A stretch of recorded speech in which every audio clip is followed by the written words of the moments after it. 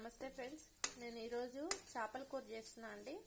First అయితే కొంచెం oil వేసుకొని కొంచెం కరివేపాకు, ఒక ఆనియన్, కొంచెం అల్లం వెల్లుల్లి ఇవన్నీ పేస్ట్ చేసుకొని ఇలా ఫ్రై చేసుకున్నాను. ఇప్పుడు కొంచెం కారం,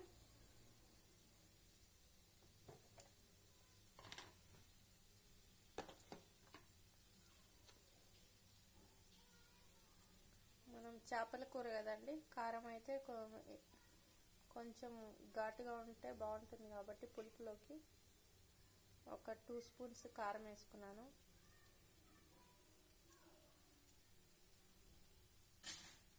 ధనియాల పొడి,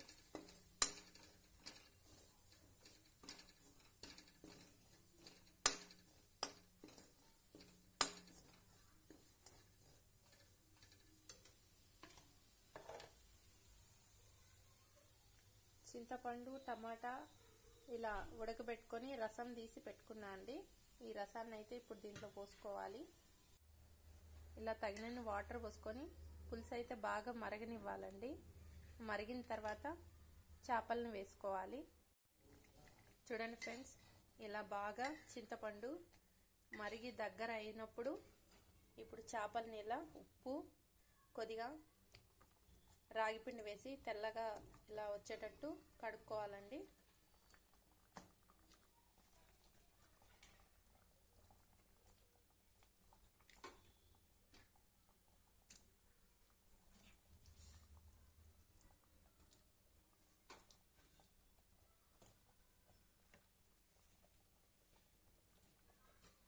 ఈ చేపల పులుసులోకి రాగి సంగటి చేసుకొని తింటే టేస్ట్ అనేది చాలా సూపర్గా ఉంటుందండి.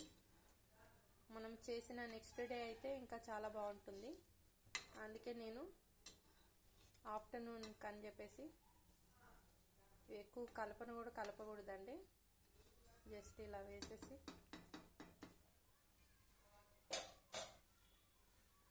కొద్దిసేపు ఉడకనివ్వాలి.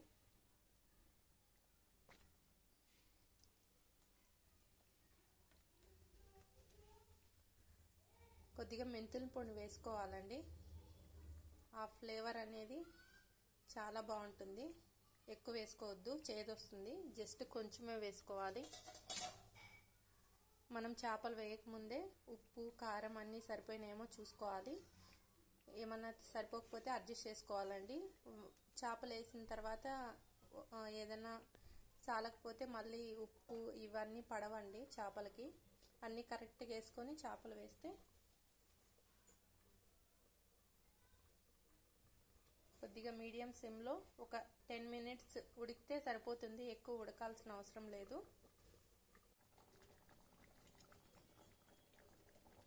ఇలా ఫైనల్గా కొత్తిమీర కానీ కరివేపాకు కానీ మీ దగ్గర ఏముంటే అది వేసుకోవచ్చండి. జస్ట్ ఫ్లేవర్ కోసము చేపల కూర అయితే రెడీ అయిపోయింది. ఇది చల్లారినాక సంగటి చేసుకొని తింటే చాలా సూపర్ టేస్ట్గా ఉంటుందండి. చూడండి, పులుసు కూడా ఎంత చిక్కగా ఉందో. టేస్ట్ కూడా చాలా సూపర్గా ఉంటుందండి. చాలా ఈజీగా చేసుకోవచ్చు. మీకు నచ్చితే ఒక లైక్ చేసి, షేర్ చేసి, సబ్స్క్రైబ్ చేయండి. Thank you.